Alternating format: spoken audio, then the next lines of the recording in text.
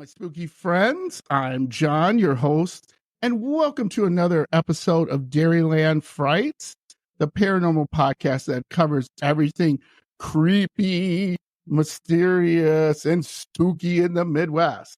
And again, I'm extremely blessed to have some more great guests. And these guests, I always love my guests from the Midwest. They're from Minnesota, as you know, as I'm in Wisconsin. And we can still be friends, guys. Even though I'm a Packer fan, if you're Viking fans, we still can have fun and still be friends. So who I have on the show tonight from a Midwest Spirit Seekers is Dave, Spencer, and Alexia. Welcome. Thank you for having us. Thank you. It's good to be here. Oh, yeah. I mean, like I said, my spooky friends know that I love having paranormal investigators on. It's always fun because you guys have the greatest stories, and it's always a good time. So let's get right to it. Why don't you introduce yourself really quickly and kind of tell me a little bit about where your role is in Midwest Spirit Seekers. All right, Dave. I'm Dave. I'll let you start, Dave. I'll go first, I guess. We've been together about 4 years. The team has. We don't have like specific roles for each person. Everybody kind of handles and tackles everything together and finding places and researching or anything like that. So we all come together on that point. Nice. Alexia, you want to go next? Sure. I recently joined the team almost a year ago now. And so I've been on a few investigations with them and starting to learn the ropes a bit. And they've got a lot to teach me. Nice. It's been great so far. Nice. And Spencer?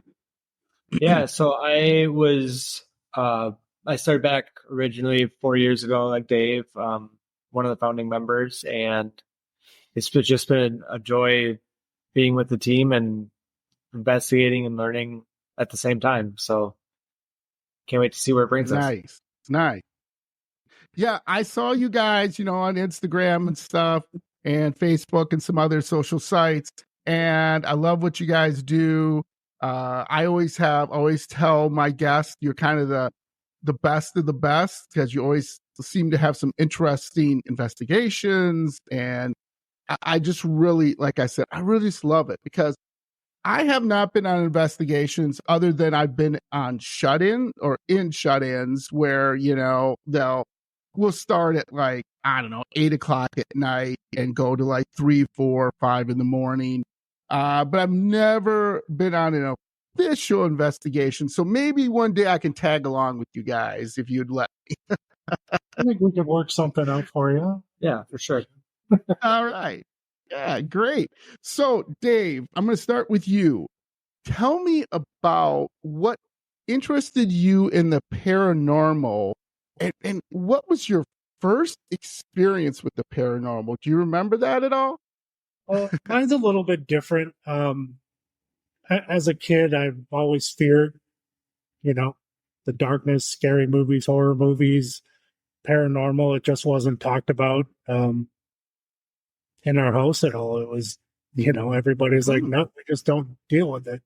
So really, until I became an adult and I met my wife, Jessie, who couldn't be here with us tonight, we really got into starting to watch the shows a little bit and, saying, hey, I think we could do that. I think we have a good opportunity. My personal reason for being or interested in this is partly because at the time I really feared death. I really feared the unknown. So I wanted to explore and try to understand as much as I could from the spiritual side. Yeah. So that's really interesting to me because a lot of people, and the part of the reason I do this show is to kind of take away I don't know what you want to say, the misnomer about the paranormal I always laugh because Hollywood sells it as, the scary, the spooky, you know what I mean, blood and guts and, nuns running around being evil and doing evil things. But really, it's about finding that mystery. That's what I've always been interested to, Dave. Kind of like what's beyond this life, right? Like, is this it? Is there something more? What should I expect? What scares me? What interests me? And that's why I'm into it too. So I love that, Dave. That's really interesting to me. And to find out, at least pull away the curtain, as you would say, and maybe get a glimpse into, another world, or, who knows, maybe another universe. You never know, right? There's just so much mystery out there. There's not really a lot of answers, and it's nice to have an answer sometimes, and maybe sometimes not, right? Having that mystery that's there. So, Alexia, how about you? Tell me about your interest in the paranormal. You just joined the group, and maybe you have a good paranormal experience. Yeah, so I think mine's a little bit different than Dave's. I feel like I've always been interested in the spooky, scary things. Loved watching the horror movies growing up. Nice. The scary shows, reading those. And so I was really interested in actually being able to go out and do the investigative work to be able to see that for myself, to experience it. Sure. Yeah, that's kind of mine, I guess, is I've always been interested in it. So I have to ask, what's your favorite horror movie? Oh, goodness. You got a favorite? That's a good question. I feel like I've seen them all many times. Many times. My favorite. I don't know if I can pick my favorite, but I will say, even though you're saying with the nuns running around, that is one that actually really scares me. Is the idea of the church and nuns being like that. But it's still it's one of my favorites. So yeah. Just for your sake, I love The Conjuring and The Exorcist. Those are my two favorites. Okay. Those still scare me. I've seen them multiple times. And I love them because I think they do a really good job of the scare factor and stuff. The truth behind both are a little bit it's Hollywood, right? We got to scare you and make sure you stay scared. But both those movies really affected me when I was younger, watching those. And I was like, wow, this is crazy. And then with The Conjuring, that's based on, obviously, paranormal investigators. It's based on a infamous case. Whether it's true or not, that's still under debate, but it's still interesting, right? To have a movie made about that and this poor family that had to endure that. So, Spence, how about you? Tell me about, why you got involved and what interests you in the paranormal. Sure. I think a lot of it goes back to when I was younger. Growing up, I'd have experiences that I don't remember. One of the stories I remember being told is that I was alone with my grandma in this house that my grandparents lived in. I was in the basement and I screamed bloody murder. I didn't know what was going on. I don't remember it, but I guess I ran upstairs and my grandma was trying to figure out what's going on. And all I said was it's not safe down here. We need to go into a certain room. And she could not console me the rest of the night. I was not okay the whole rest of the night. So I don't know what happened. She doesn't know what happened, but I think it's that mystery, and I'm just always kind of trying to chase that now. Yeah, like I said, it all goes back to that. All goes back to the mystery and wondering, what's out there. What's going on, and to maybe get some, answers to some questions. Some maybe you want to leave alone. But there's, again, that's what I love too. And also taking away the stigma of the paranormal, right? Yep. I think that's a big thing that I love about what you guys do and other paranormal investigators do. It is kind of show people like, this, well, I debunked it. It was, I don't know what it could be. Maybe the wind whistling through, or there's a train whistle that goes off at whatever, something where you can explain it, something obvious. You can be like, oh, right. And sometimes that's a good thing, right? Just be like, okay, it was, the wind or whatever. And I'm using outrageous examples, but I think that helps you too, to be like, okay, let's put that to the side, and kind of move on to see what else might be. So, Dave, tell me about how you guys investigate. So, like, do you guys go out and go to certain locations? Do you plan it? How do you guys, when you from starting the investigation, how do you guys go about it and decide where you want to invest? Well, there's a lot of planning that goes involved. When you get into it's getting to be better weather outside, we sit down earlier looking at places that we want to go. Some of the big name places and different things like that. But, for the most part, when we created this team, part of it was we really wanted to help people. And, so having that opportunity to help people at some private locations, which we've done a couple and stuff like that right now, is something that we really looked into. We're not going to have all the answers, but if we can have the ability to have a peace of mind for them, or, that type of thing, is what we were really looking to do. Yeah. So let's go back to that. When you say help people, are you talking about a private residence? Are you talking about a business? What do you guys investigate? We've actually done both. We've done a private residence and we've done a business that called us, and we're looking for answers. And we, sat down and interviewed them, and, we're pretty lengthy in our interviews to make sure that, we're safe and we're going into these places with the best of intentions. And if there's something we can do to help them, we'll do that. Obviously, everybody knows in the paranormal, it's not going to show up. It's, it's going to be there when it wants to be there. It's going to be seen when it wants to be seen. So we just do our best to investigate and help them have a peace of mind. Yeah. And that's the thing about too, when you watch some of the Project Fear, Ghost Hunters, whatever, right? And they condense days, right? People don't understand that. Like, you could be at a location for hours, nothing happens. And then maybe a couple more days, maybe nothing happens. Or maybe at the last minute, something happens, right? I mean, I think that's interesting to have that patience, which I don't have. Sometimes we're going 8 hours for a 3-second clip of what we may have heard. That's just the nature of the business. So.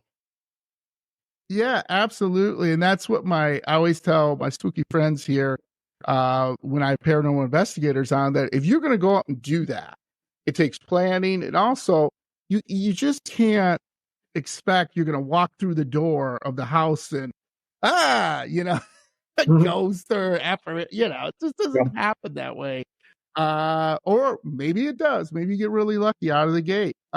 So and I'll put this up for the group, what is some of the common, when you go to a residence, like, what was some of the common things people may ask? Like, do they say, hey, I think I have a spirit in the basement, or I think I have a poltergeist, or, what's common when you guys hear out there?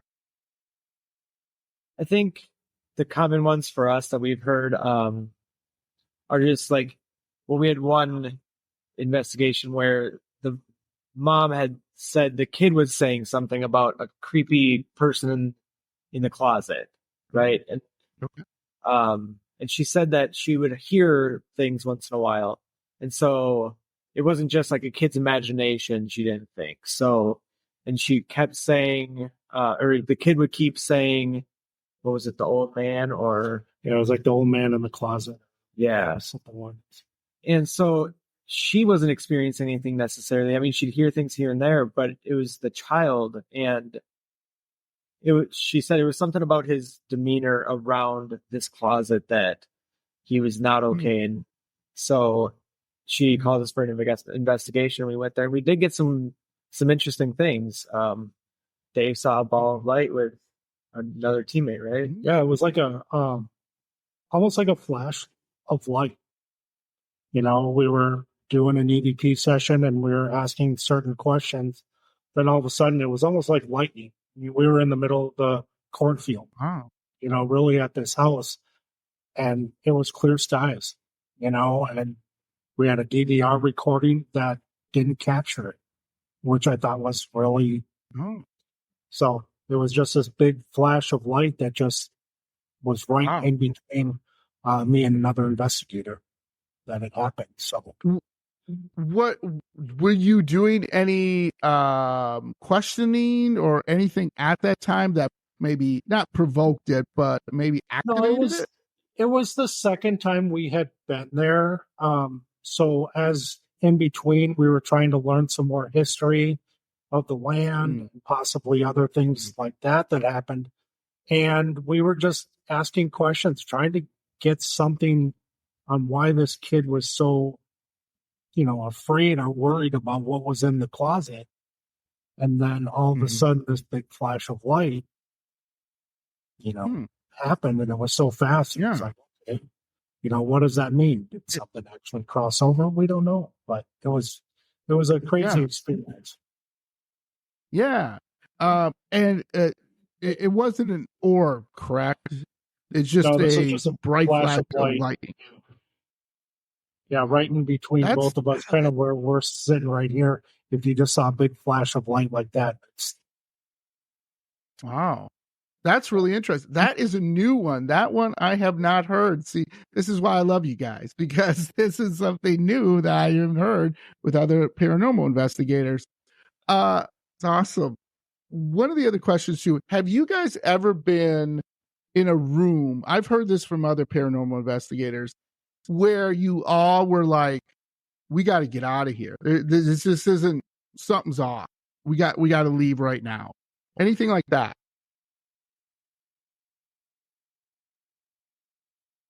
I don't know if all of us have been.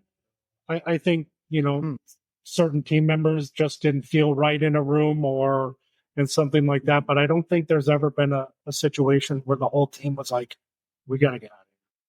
I can't recall either where it's been the whole team. Certainly, like individuals have had certain experiences in rooms that they had to leave because it was too much. But yeah, not the whole team. Yeah. And what did that was? Did they have trouble breathing? Did they just feel a darkness or sadness? What was made them leave? Well, I can't speak for everybody. So I mean, I know you had an experience at Edinburgh where you just didn't feel right in the basement, and it was really bothering you. Yeah. So I think each of our own, it's just their personal, how they're feeling and what they're going off of. Yeah. Is that Edinburgh Manor that you were at? Yes. In Iowa?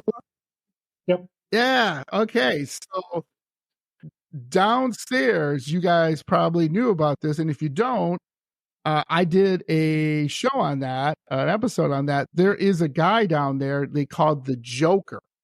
And he is a malevolent spirit.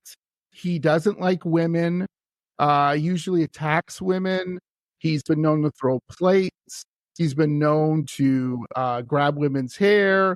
He's been known to just be a pain in the butt. And just make, especially women, unfortunately, Alexia, make you feel there's something wrong. There's something like he's going to do something.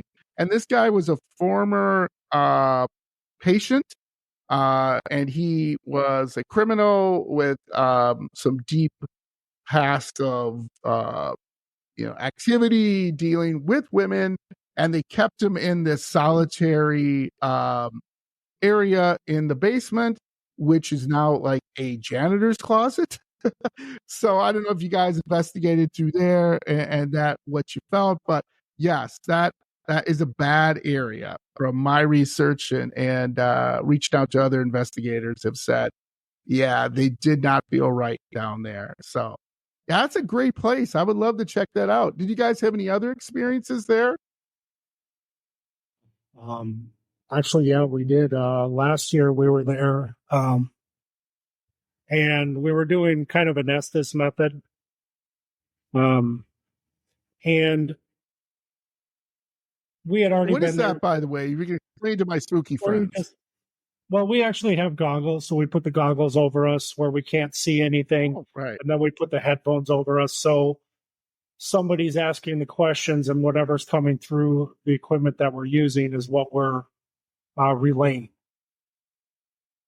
So because we had been there, it was the second night, right? I think we were there the second night. Jesse had asked if I wanted to try an experiment. She was going to put a blindfold on me because you know the building pretty well after you walk through it numerous times. So she put me in a blindfold to walk around, and then she put me in a room that I had no idea what room we were going, and we were going to try it that way. Not knowing what that room was and the history behind it, it was very hard on me.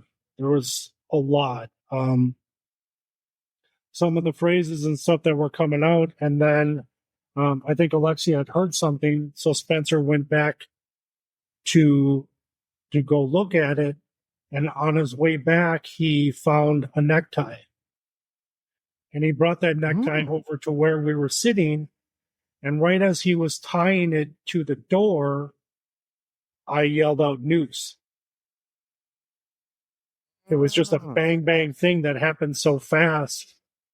And then a little bit while after that, something was screaming in my ears where I just ripped off all the equipment and started screaming, and they pulled me out there.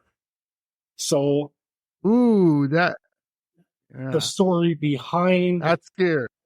Yes, it was a janitor's closet now, on the first floor, which was one of the gentlemen that had lived there. I guess his mom had passed away. His siblings didn't want him, so they dropped him off there. I think his name was Paul. And it was a sad story. And unfortunately, he took his own life and by hanging himself. So when Spencer brought that necktie, it just came out right there. I mean, obviously, we weren't using it as a trigger. We weren't using it as whatever. But to have that of a bang, bang thing that I said that right as he was, I had no idea that he was even doing it because my head blindfold on. So, Edinburgh Manor has its dark side definitely to it. I mean, every time you go in there, there's sadness and darkness, and there's a lot, whatever bad stuff that has happened there over the years, but we always seem to capture something. Yeah, that's an amazing place. Again, I've not been there, but what I loved about it too was that, it was a poor farm, and also it was an asylum, mental institution. And it was back in the day where you could just drop somebody off. So like if your wife was giving you trouble, you'd just be like, "Well, taking you here, hon." And just say, "I don't like your cooking. Here you go." And they're like, "Yeah, okay." Like, you can take your kids there and be like, they're little brats. And people would be like, "All right, put them to work." Be like, "See ya." The other thing, it was a retirement community too. And man, I just think about all the death and sadness. Because, I mean, retirement communities are not necessarily the best and the most fun, which I don't look forward to going with my kids, put me in there. So yeah, obviously you get a lot of stuff out of there.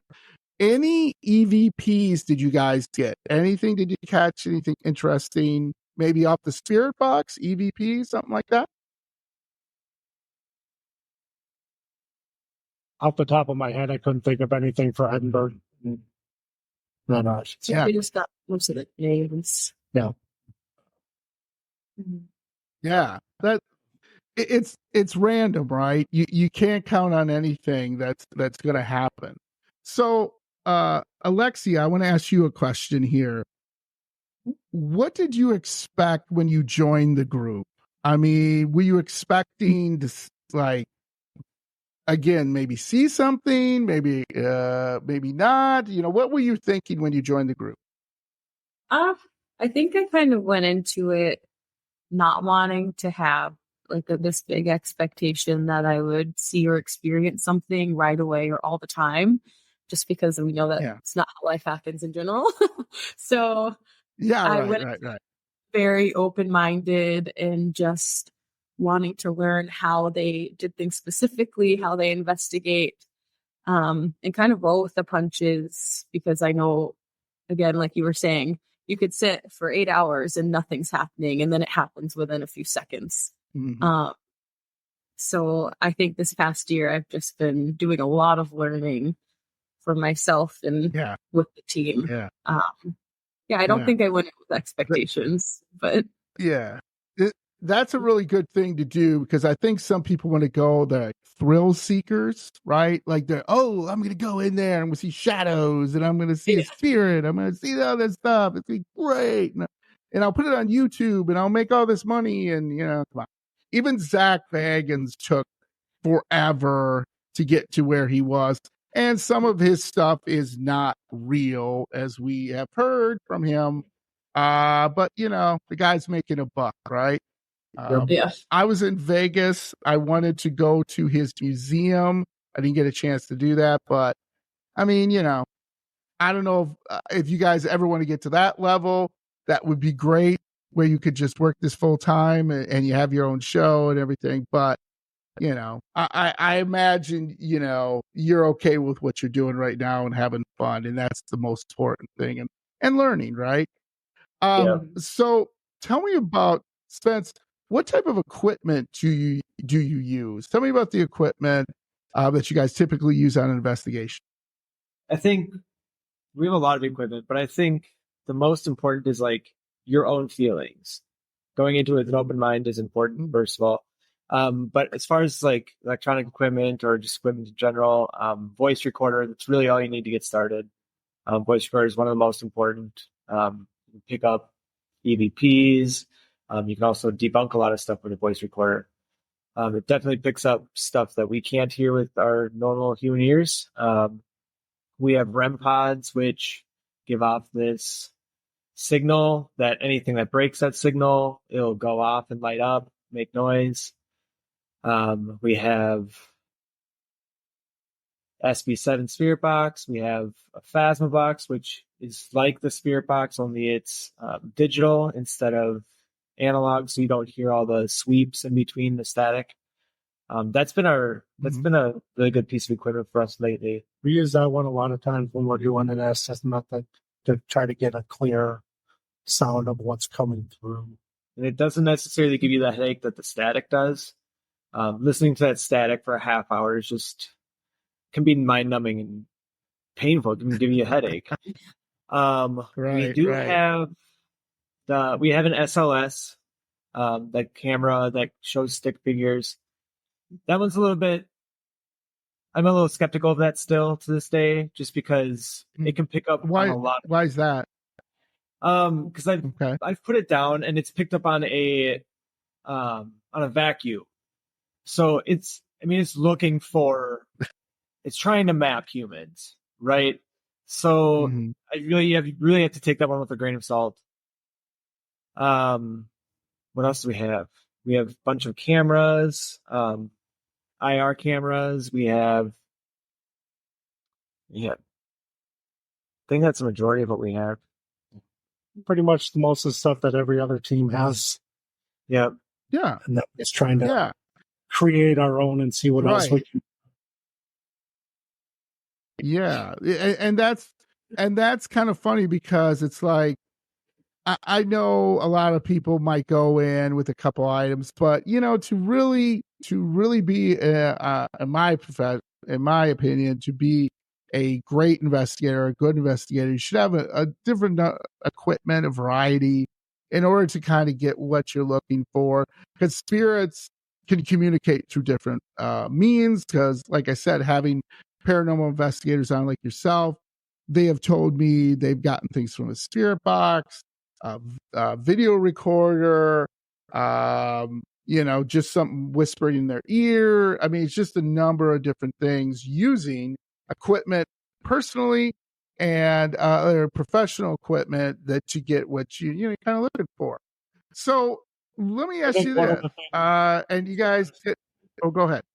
No, I was just going to say real quick, one of the things that we've learned lately is just sitting there with the recorder silent for 15, 20 minutes. I think that's some of the best EVPs that we've captured over the past year and a half, is just sitting there with no equipment but a recorder, because it's capturing people. So I think sometimes a simple is also better. Can be the best thing. So tell me about your favorite investigation so far.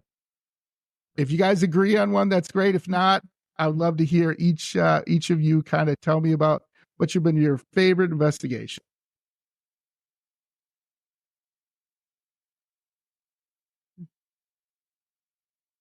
I'll start. I think sometimes it's hard because of what you experience. Sure. I've been at a couple locations where I have seen shadows, which has been amazing. I've been grabbed. Yeah. That messed me up because I didn't understand it. And so to say the best, I think sometimes comes with what we captured. And really, for me, it's how the night is going. Sometimes when things are just moving and you're hitting and hitting and hitting, I mean, those are obviously the best that you remember. But I think for me personally, to single out one is hard, just because I've had certain things happen to me, maybe that they haven't had happen to me. So. Okay. Where did you have those things happen to you? At a residence, Dave, or a building? Do you remember? So the first time I saw a shadow was at the Boyd House about 2 years ago. Okay. We were actually getting ready to leave for that night, or we had been there the second night. It was just one of those weird feelings, so we just decided to call it and take the drive home and go from there. Yeah. But we left everything on as we were going, and I was down in the basement, where it's whatever the reason at the Boyd House in the basement, I don't get along with. There's always something happening. And sure. I was standing by the edge of the steps down there, and I just saw this black shadow walk. If you count to 4, that's the best way I keep saying it. That's how fast it was moving. But it was probably the height. So once I saw that, obviously I was yelling to Jesse and everyone. It was just me and Jesse at that point. So I was yelling at her to come on down, but it had already happened. So, that's a personal experience. I was grabbed at Melbourne Manor. I was grabbed kind of in the rib cage area, but I shot out of the chair, which we did capture me jumping out of the chair. That's a good one. I like to see that one. But and I think that is on our Facebook or Instagram. So we try to post some of that on there as well. Right. So, but that one really messed me up emotionally. I didn't know how to handle it. After it happened, I was angry. I was mad at letting it happen. I was trying to understand it. Next day, we went out to lunch, and I broke down in the restaurant. I just couldn't hold it anymore. Oh, sure. We called the owner Sure. of Melbourne at the time, or still there, Josh, and he told us, "Hey, you're not too far from a place. Get them saged and cleansed right away." And once we Yes. did that, I started feeling better. But it did change the way I investigated for a while. I was very hesitant. I was hesitant on asking questions. I was hesitant on, being that one that, hey, I'll go do it, or how I ask questions. It took a while for that to get back to me. So, and then just last summer, we were at Malvern again, and I saw two different shadows at the same time. So I've had my experiences. Wow. Yeah, that can really affect you. And Melbourne is located where again? Melbourne, Iowa. It's about 45 minutes from Villisca. Yeah, 45 minutes from Villisca, about a half hour from Omaha, Nebraska. So Like Council Bluffs area. Yep. Yeah. So. Oh, sure. Yeah, Villisca Axe Murder House. Have you guys done that yet? We did. I'll segue to answer your last question with Villisca. Yeah, go ahead. So I think that was one of my favorite places to go. It's a small house, but just the history in there is horrific. We were downstairs in the room where the friends were staying the night. And it was going fine, but all of a sudden I had a pain in the back of my head about that big, about 4 or 5 inches big in the back of my head in a straight line. I'd never felt it before. Never had a headache like that. Mm-hmm. And it just felt really weird, and it hurt for like the whole time I was in that room, like 5 minutes. I walk out of that room. The second I walk out of that room, the pain goes away. So it's something I can't describe, but I mean, if you're looking at that, it's like about the size of an axe. So I can't say that for sure. Like I was feeling that some residual pain or whatever, but it's pretty convincing to me that something was going on. I think that was one of our best EVPs that captured that night there. Yeah. That we have posted. What we captured that night in that room was a child screaming. And you could hear the voice. Yeah. You could hear the voice, and it sounded like, hurry up, he's coming. Yeah. So yeah, that is I've been there. I tried to convince my daughter, who's into the paranormal, to stay over, and she was like, "Nope, Dad, not doing that." And I'm like, and so we just visited and stuff. And she didn't like it either. She my daughter's with me. She's about 18, and she was Dad, I feel really weird. I don't feel right. I feel like I'm going to get sick. And I said, well, is it something you ate, or is it something affecting you here? And she goes, it's something affecting me here, Dad. And I said, okay, honey, let's go outside. She got outside and she was okay. But the funny thing about what she said too was she felt a headache. Like it was nausea and a headache.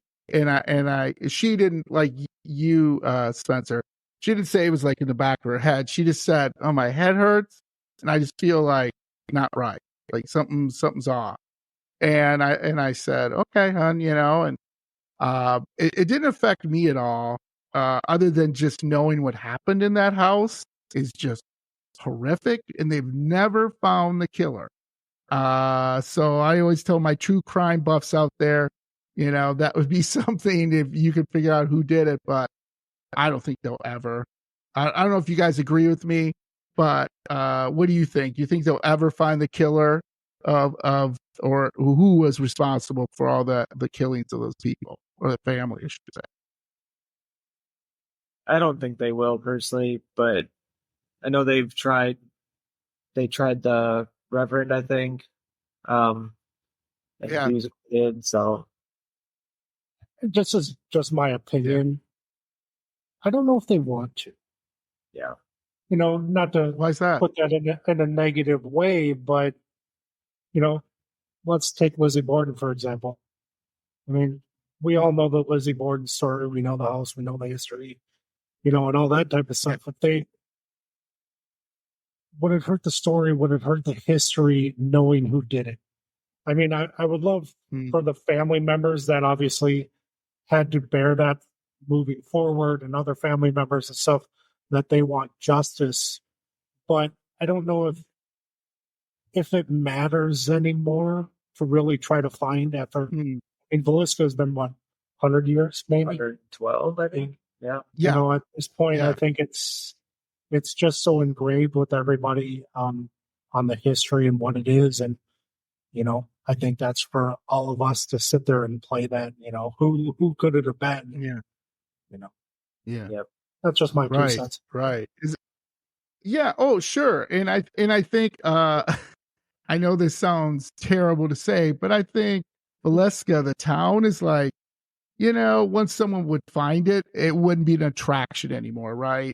I think they kind of like that people come to their small town and visit them and you know, go to this house still, which is terrible to say, but you know, that's why, you know, a lot of people still kind of keep up the whole mystique behind, oh, this place is haunted, and maybe it is, maybe it isn't. It's good for business, and you know, that's They know okay.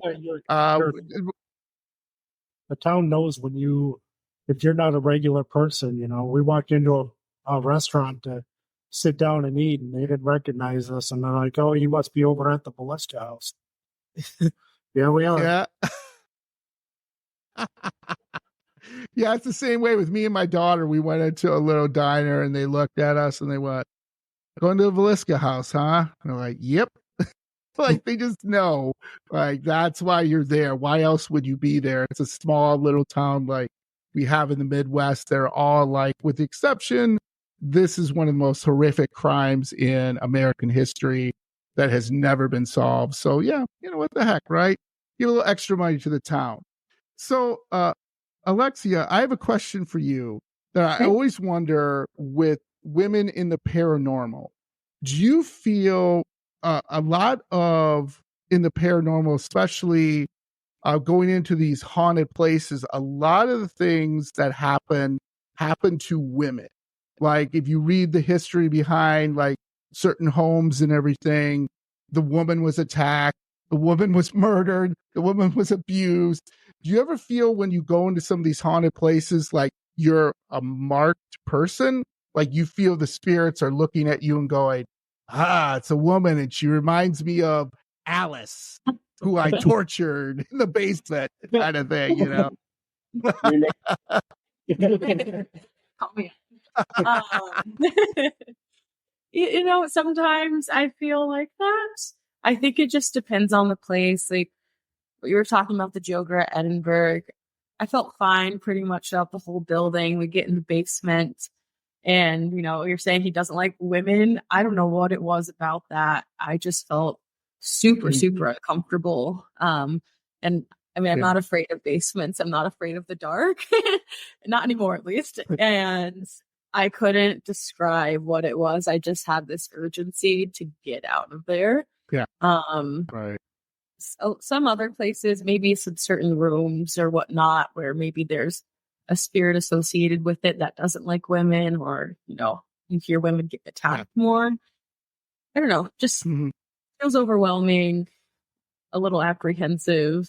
Yeah, I guess it's the best way I can describe it. It's just this odd feeling I get. Yeah. Right. Yeah. I mean, you're going into a place that, let's be honest, in the 1800s, women weren't treated so hot, you know, and a lot of these homes have to deal with that history.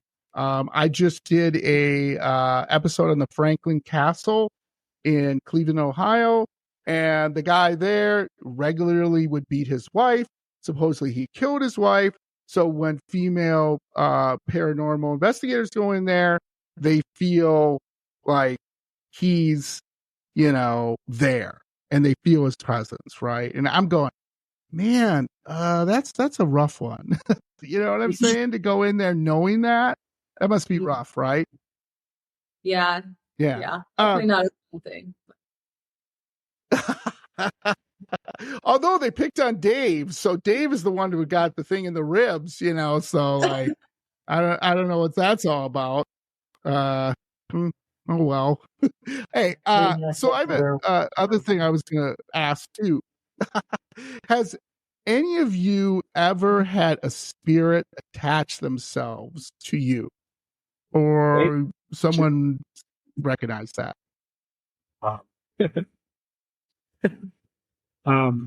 Actually, myself and Jesse have. Ooh, okay. What happened? Well, we believed it was from Melbourne. Obviously, we don't have any proof. Mm. A lot of people, I think, know the history of Melbourne Manor.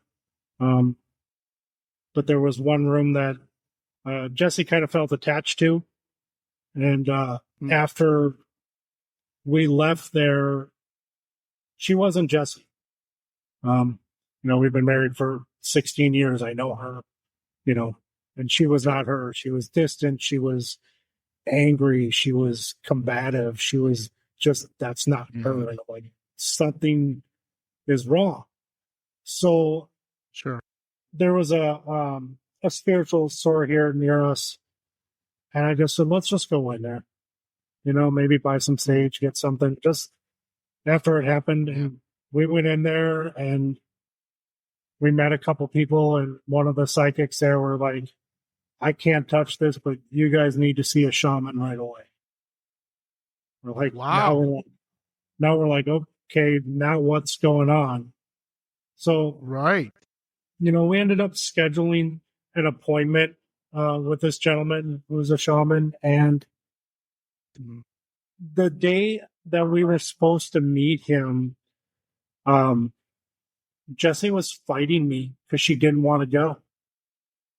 Oh, okay. Like wouldn't get in the car, wouldn't do anything. And I'm like, we're going, this is what's going to happen. Yeah. So, yeah. We ended up going there. We sat down, talked to him for a couple minutes, kind of explained the story on what happened. And I was there to support her, obviously, to make sure that she was, and anything like that. But he kept looking over at me. I'm kind of like, why are you looking at me? He's like, right. Like, what do I do? He's like, both of you got an attachment. I'm like, what? It was like, okay.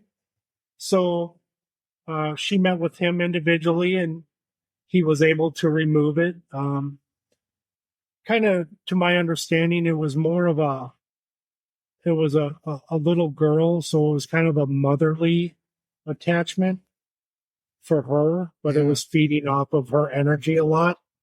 I guess she was trying to be, close to her as a motherly figure.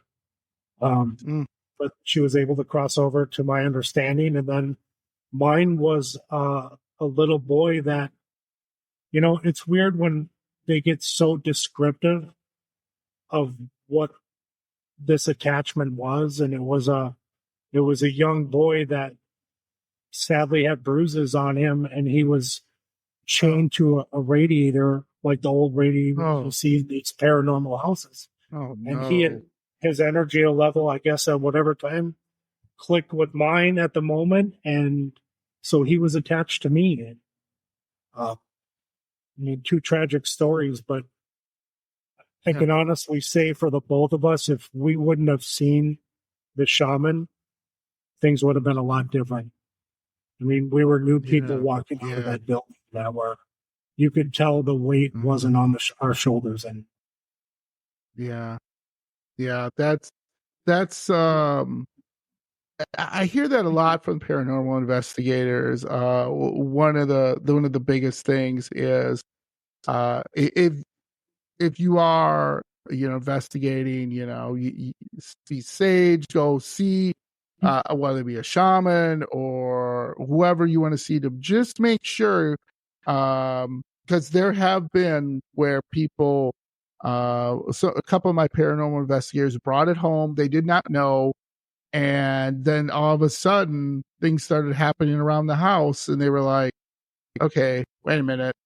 And then they one of their investigative team is sensitive. She's not a medium, but she's sensitive, and she came in the house and she was like, "Oh, you have a little boy here." and you brought it home with you. So we got to get rid of this little boy. We got him cross over.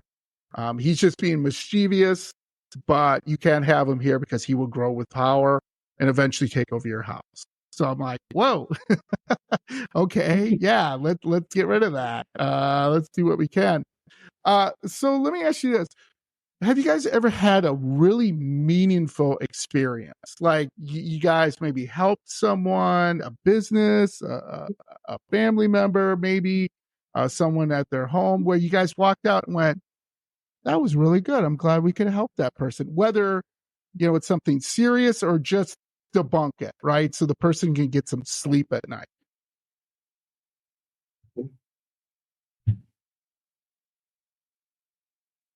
I mean, I can say, like, one of the best investigations I felt the four of us on this team that we had together was coming out of the Historical Society in Wachuma, where the whole Ed Gein situation happened. We were hitting on a lot that night, and everything I felt that was going well. Different things were happening, but that building was alive that night. I guess it's alive now according to other reports, but Nice. So I can say when we left that next morning, like, this just felt like, all right, this was a great investigation. We came what we wanted to do. We did what we wanted to do. We were able to get some great evidence. Some crazy things happened there. And, hopefully there's an opportunity down the road that we can go back to. Yeah. Yeah. Anyone else wanted to, where maybe you had an experience that you just kind of, you felt good about it? Like, you felt you helped people. I mean, I'd piggyback off of Dave, so I've got the more to add to that, but I felt the same way about that museum as well. Yeah. Yeah. And what museum was that again? I apologize. Wow. It's in Wachuma, Wisconsin. Sorry, I'm just trying to think of the name on the top of my head. No. Yeah, no problem. No problem. Yeah, museums, as I love museums just because I'm a big history buff, but they're so full of energy, right? Because as we know, energy does not just go away, it goes into things, negative or positive. That energy is going to, like, a murder weapon, for example, that negative energy is going to go into there. And so when it's maybe like a murder weapon that they're putting out for display for people at a museum, you're probably going, okay, that's probably has some really negative energy. Yeah. And that's amazing. So let me ask you guys this before we wrap up. If someone were to reach out to you, where do you guys start? So let's say, hey, Dave, I think there's a spirit in my house. What do we do next? Well, what we've done in the past with our private locations is we set up an interview and a time to meet them. We also have a website, so with a bunch of questions that, we want to get as much information as we can get before going into that bill. Anything, what claims they are, how many different people have seen it, as much information as we can get before we go in there is where we start. And then usually we'll schedule an appointment. One of us will start working on some history, maybe of the area before we set up, just to see if there's anything in that town, city, wherever it may be. And then once we get in there, obviously we want to help them, but we also want to keep ourselves safe. So, we're going to do everything we can in that house to make sure that our team is safe. And unfortunately, there's people out there that are scammers, so we want to make sure we're doing our due diligence before we go in there. And that's how we look at each. Yeah, that sounds really good. Have any of you said, no, we're not going to do this, and just turn someone down? Not personal. we really haven't.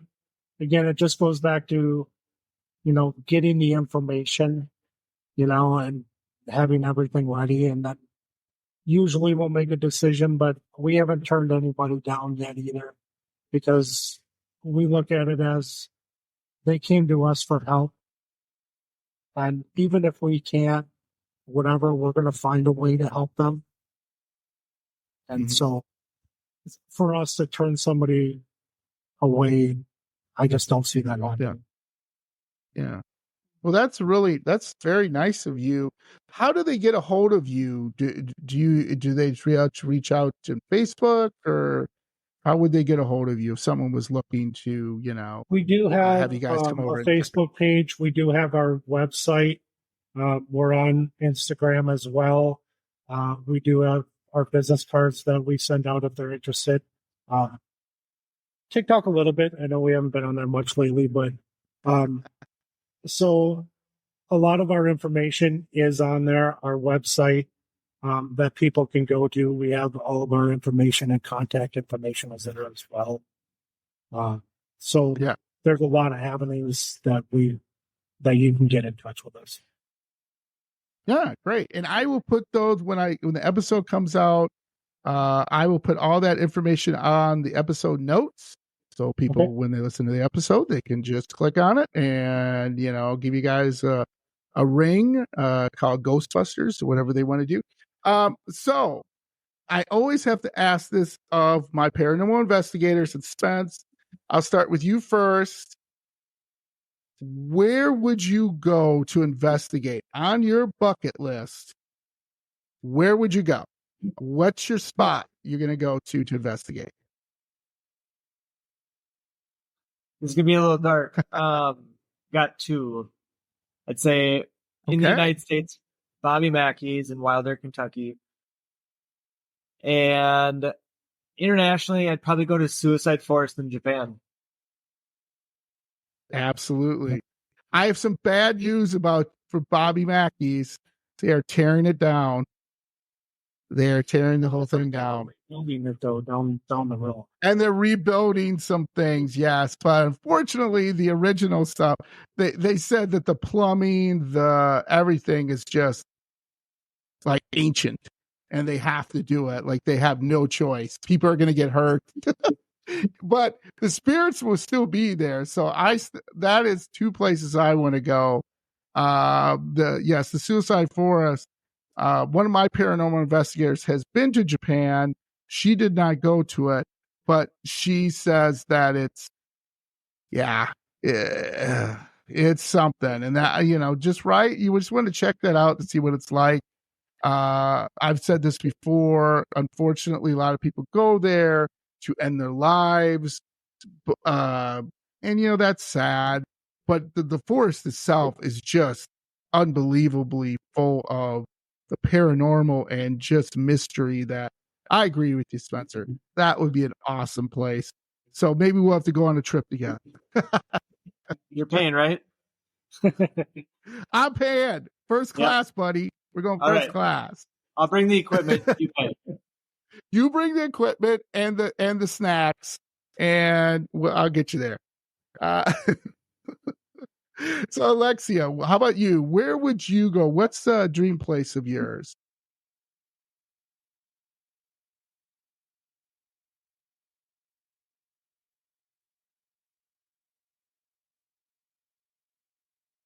Nope, I think I lost you guys. Oh, we're back. Nope. There we go. There we go. Go ahead, Alexia. So I think I want to go to Scotland. Ooh. They have a bunch of really cool castles there, and I don't know if I'm going to pronounce this right. It's the locks, like where they were building on top of each other when there was the plague, and so they were just sealing off people's homes, building on top, and people died in there. And so they say they hear a lot. There's the spirit of a little girl that people will leave little toys and dolls for. And I think that would be an interesting one to go to. Yeah. And not to pile on, but you do remember in a lot of Scottish history, they did like chop off women's heads and everything. I'm not trying to pile on to make it worse for you. There's a reason. Yes, that. Like, why does my neck hurt? You're gonna wake up. Why does my neck hurt every morning? What the heck? I gotta Don't come back. going on here. Dave, how about you? A little different for me. I'm fascinated with prisons. I used to work at the Stillwater prison in Minnesota. That has a long history in itself. Ooh, okay. I would love to do the Ohio State Reformatory, obviously. Oh, right. That's a good one. Or Eastern State. If I'm looking, international, I would love to do the catacombs. Oh yeah. I mean, it would creep the hell out of me, but I would love to go do it. I hear you. That would be that's on mine too. So now I got to take both you guys there, and now we got to do an international thing. I got to figure this out. I'm gonna get you 3 there. When we we're going to Scotland, we're going to Paris, we're going to Japan. Come on, I love it. Go on tour together. That is a place. Oh man, the catacombs. I'll be honest with you. I'm a pretty big guy, but I'd probably scream like a little girl if I even heard something in the catacombs and just run. Like Dave, you would just see me running and be like, "Where are you going, John?" And I'd be like, "I'm gone. I'm running up the ladder or whatever." Even if I heard a squeak from a rat, I'd probably just like, "Yeah, I'm gone." That's an amazing place. All those are great places that I'd love to check out.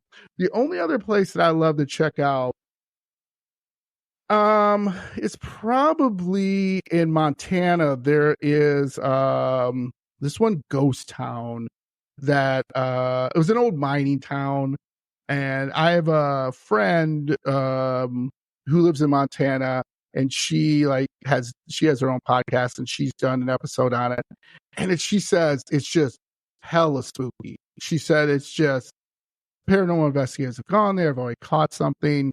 Zach Baggins was there, but whatever. He's been there everywhere. But it's really, you go to it and there was so much death.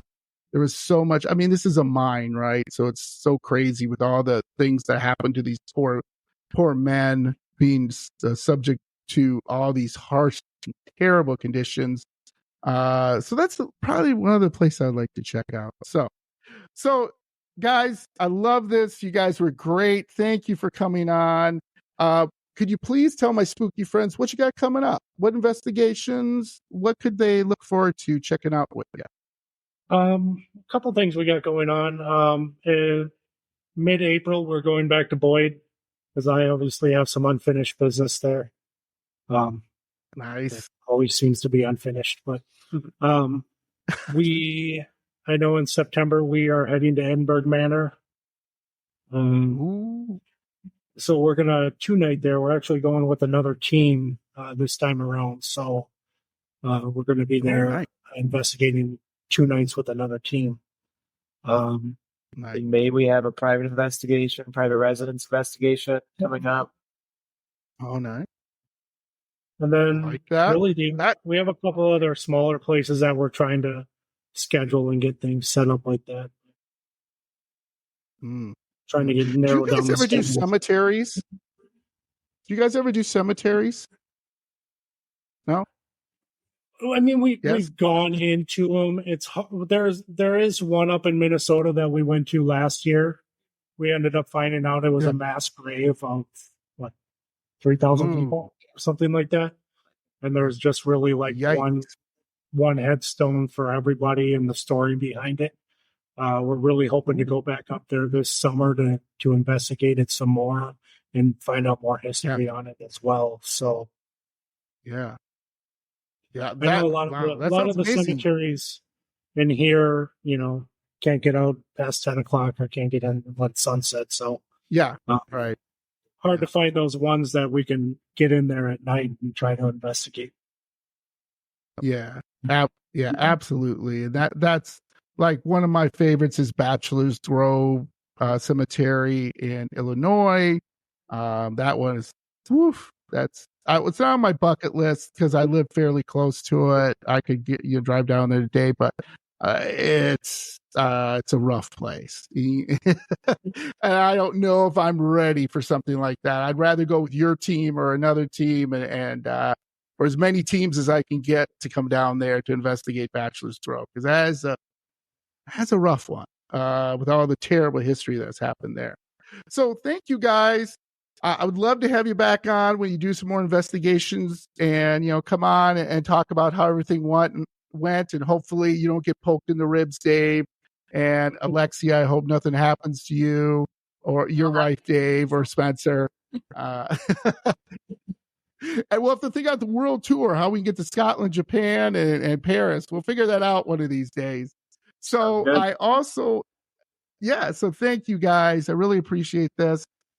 We end every show by saying two things. Say hi to your ghost. Hello, ghost. Because, you never know. You might have a ghost in your house, right? Be nice. And then stay spooky. Stay spooky. Thanks, guys. Thank you. Love you. Have a great day. Bye-bye. You too, thanks.